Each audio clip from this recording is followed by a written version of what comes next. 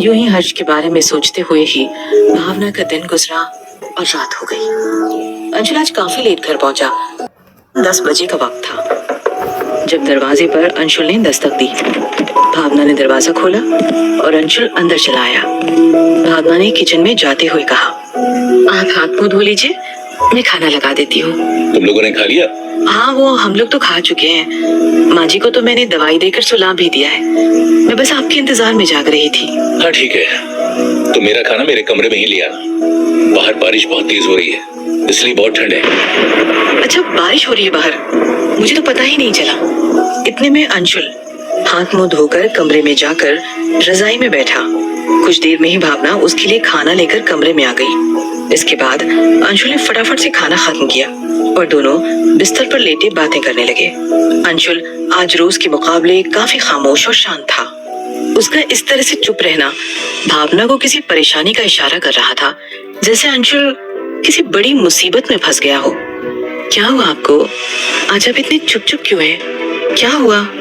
रोज तो आपका मूड ठीक होता है। अंशुल ने साइड में मुंह करके सोते हुए कहा। नहीं यार, कुछ नहीं, बस थोड़ा सा काम का प्रेशर ज्यादा है। तुम फिक्र मत करो, सो जाओ और मुझे भी सोने दो। सुबह ड्यूटी पर जल्दी जाना है। आपको अपनी ड्यूटी के सिवा और किसी का ख्याल भी है? जब देखो ड्यूटी ड्यूटी ड्यूटी। मैं भी कुछ हूँ कि नहीं? सारा दिन घर में काम करती हूँ, इस घर को संभालती हूँ, लेकिन फिर भी मेरी इस घर में कोई कदर ही नहीं है। अंशुल ने भावना की तरफ करवट बदलते हुए कहा। कहो, क्या हुआ? ऐसा क्या कह दिया मैंने जो तुम इतना चिढ़ गई? रहने दीजिए आप तो बस। एक तो आपसे कुछ बन नहीं पाता, ऊपर से आप ऐसी बातें करते हैं जैसे पता नहीं कितने महान हैं आप। भावना की ये बात अंशुल को कुछ चुभ सी गई। देखो भावना, मैंने तुमसे कितनी बार कहा है कि हमारी लड़ाई के बीच मेरी कमजोरियों को मत लाया करो, फिर भी तुम्हें समझ नहीं आता क्या? क्यों ना कहूँ, आप तो चैन से सो जाते हैं। आपको क्या पता, सारा दिन काम करने और रात होने का इंतजार करने के बाद एक औरत अपने पति के आने का इंतजार करती है। सोचती है कि वो आकर उसे प्यार करेगा, दोनों की रातें अच्छे से गुजरेंगी, लेकिन आपको अपनी ड्यूटी के सिवा कुछ नजर ही नहीं आता। इतने महीने हो गए हमारी शादी को, कहीं लेकर गए अब तक आप मुझे? कभी सिनेमा नहीं, कभी कोई शॉपिंग नहीं, कोई अच्छे होटल में खाना नहीं। आदमी गरीब हो या घर की हालत ठीक ना हो तो कोई कहे, यहाँ तो सरकारी नौकरी होने के बावजूद भी ये हाल है।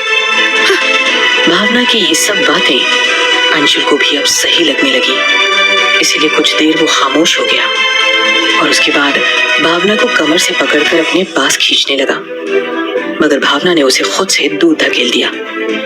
अंशुल को भावना का ऐसा करना ठीक नहीं लगा, इसलिए अंशुल अपनी चादर और तकिया उठाकर बाहर सोने के लिए चला गया।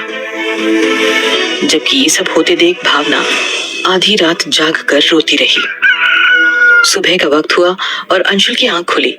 वक्त सुबह 9 बजे का हो चुका था। ये देखते ही अंशुल ने किचन में खड़ी भावना से सवाल करते हुए कहा, ये क्या भावना, 9 बज गए, तुमने मुझे जगाया क्यों नहीं आज? मैंने तुमसे कल रात कहा था ना कि मुझे आज जल्दी जाना है, ये सब जानने के बावजूद भी। किसने कहा था कि जाकर बाहर सो जाइए? इतनी ठंड में नींद आती भी है और इसी वजह से मैंने आपको नहीं जगाया, क्योंकि मुझे पता है आपकी नींद अभी पूरी नहीं हुई। अंशुल ने इससे आगे कुछ नहीं कहा और फटाफट से ड्यूटी पर जाने के लिए तैयार हो गया।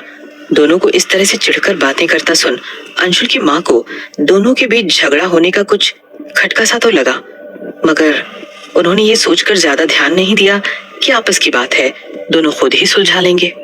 भावना ने अंशुल और बाकी सबको नाश्ता परोसा और नाश्ता करते ही अंशुल ड्यूटी के लिए घर से निकल गया।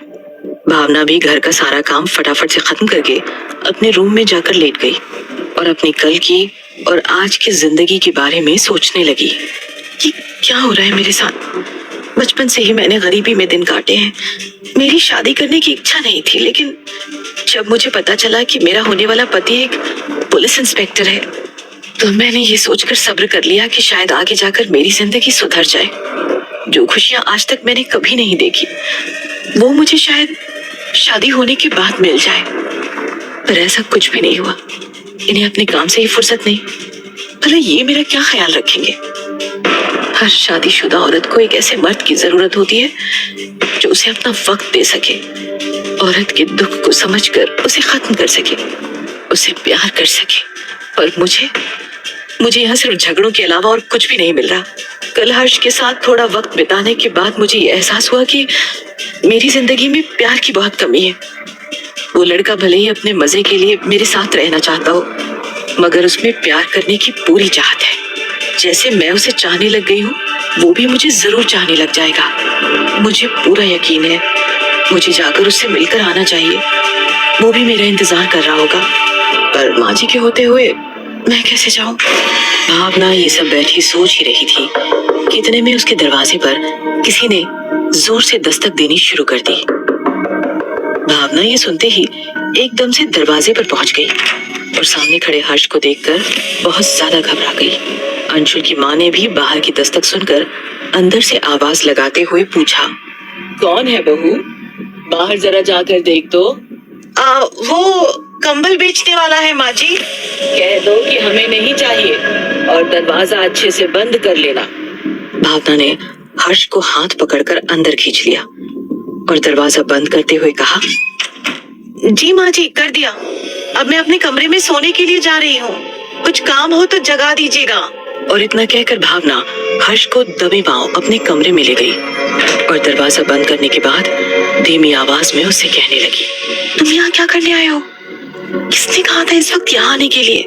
हर्ष ने भावना को बाहों में भरते हुए कहा, क्या करूं भाभी जी, आपकी याद आती रही रात भर, चांदनी दिल दुखाती रही रात भर। क्या करता है, इसीलिए चलाया। भावना ने दूर हटते हुए कहा, हटो, तुम्हें तो और कोई काम नहीं है, जहाँ देखो शुरू हो जाते हो। हर्ष ने बिस्तर पर लेटते हुए कहा, इसमें मेरी क्या गलती है भला? शेर के मुंह को खून आपने लगाया है, अब भुगतिए। ये सुनकर भावना हर्ष के ऊपर आ गई और उसके होंठों पर उंगली रखते हुए कहने लगी, तो शेर को कहिए कि बिना दहाड़े ही आतंक मचाए।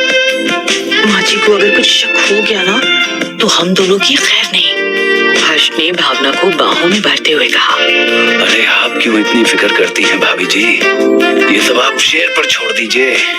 शेर इतनी शांति से सब कुछ करेगा कि माँ जी को इसकी खबर भी नहीं होगी। उसके इतना कहते ही भावना ने हर्ष और अपने दोनों के सारे कपड़े कुछ ही मिनटों में उतार दिए और तुरंत फिर से हर्ष के ऊपर आ गई। दोनों फिर से काम वासना की आग में जलने लगे और दोनों एक दूसरे के जिस्म की आग में झुलसने लगे।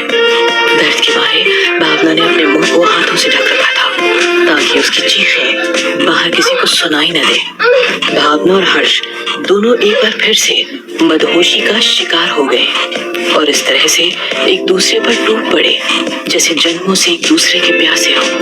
भावना को आज फिर उन खूबसूरत चीजों का एहसास हो रहा था जो इन 4 महीनों में अंशुल उसे कभी नहीं दे पाया था। दोनों एक दूसरे का साथ बखूबी निभा ही रहे थे कि तभी दोनों के कानों में अंशुल की जीप की सायरन की आवाज पड़ी और ये सुनते ही भावना और अंशुल दोनों एकदम से रुक गए।